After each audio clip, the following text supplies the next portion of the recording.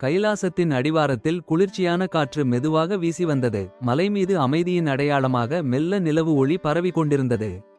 அந்த அமைதியின் நடுக்கில் சிவபெருமான் ஆழ்ந்த தியானத்தில் அமர்ந்தார். அவரது மனம் முழுவதும் சூரியன் போல ஒளிர்ந்தது. அந்த ஒளியே எல்லா திசைகளையும் ஈத்தது, பிராணிகளுக்கு அமைதியை வழங்கியது. காலங்கள் கடந்தபின் கீழே காட்டுப் பகுதியில் ஒரு பெரிய நாகன் வாழ்க்கையின் தொல்லையால் அழுது கொண்டிருந்தான். அவன் உடல் முழுவதும் விஷத்தின் வெப்பத்தால் பதற்றப்பட்டிருந்தது. அருகில் யாரும் வரமாட்டார்கள் என்பதே அவனது நிலையாய் மாறிவிட்டது.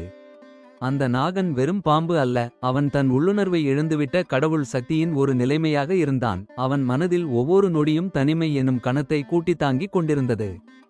அன்று ஒரு நாள் நாகன் உலகம் அவனை பற்றி பயந்து ஓடுகிறது என்று கவலைப்பட்டான். அந்த ஒரு சிந்தனை அவனை உளவு திணறலுக்கு ஆழ்த்தியது. அவன் நினைத்தான், என் சக்தியை யாரும் புரிந்து கொள்ள மாட்டார்கள், நீதியில்லாமல் நான் ஒதுக்கப்படுகிறேன் என்று.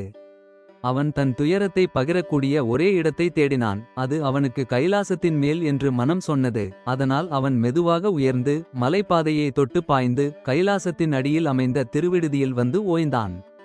நாகன் சிவபெருமானை தன் முகப்பில் கண்டான். சிவபெருமான் கண்களை திறந்து அருள்மிகு ஓர் புன்னகையுடன் பரவலாக பார்த்தார். அந்த புன்னகை நாகனின் மனசு உணர்ச்சியை இன்னொரு நேரத்தில் கஷ்டத்தை மளிகையாக்கியது. சிவபெருமான் மெதுவாக பேச, என் குழந்தை என்ற வார்த்தையால் நாமும் இணைந்தோம் என்று அருளுரைத்தார். வார்த்தை நாகனின் உள்ளங்கையை நிம்மதியால் நிரப்பியது.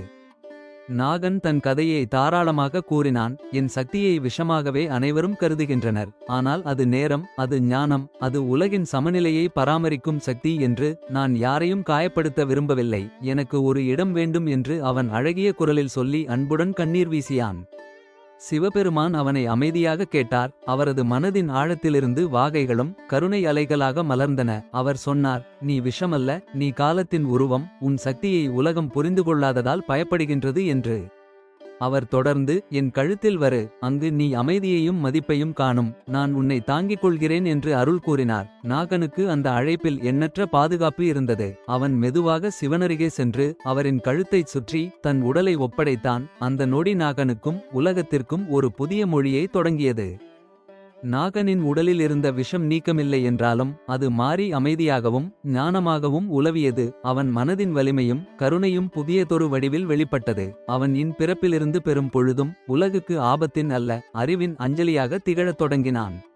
அன்று முதல் நாகன் சிவனின் கழுத்தில் இன்மை கொண்டு எழுந்து நின்றான். அவன் ஏற்கனவே ஆயிரக்கணக்கான காலங்களாக மறைந்திருந்த தனிமையை இங்கு வேறு வடிவில் இனிமையாக வைத்துக் கொண்டான்.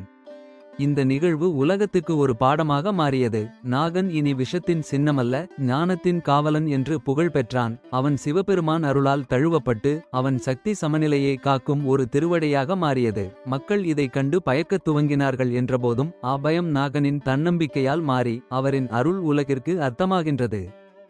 இதைப்போல நாகன் சிவனின் கழுத்தில் இருப்பது ஒரு அலங்காரமல்ல, அது பயத்தை வென்ற ஞானத்தின், கருணையின், சமநிலையின் மெய்ப்படைப்பு என்று எல்லா உயிர்களும் நினைவில் வேண்டும். இதன் ஆசிரிய நீரிழையில் மனிதர்கள், மரங்கள், உயிர்கள் அனைவரும் ஒரே கூரையில் இணைந்து வாழ வேண்டும் என்பது அந்த கதை சொல்லும் செய்தி.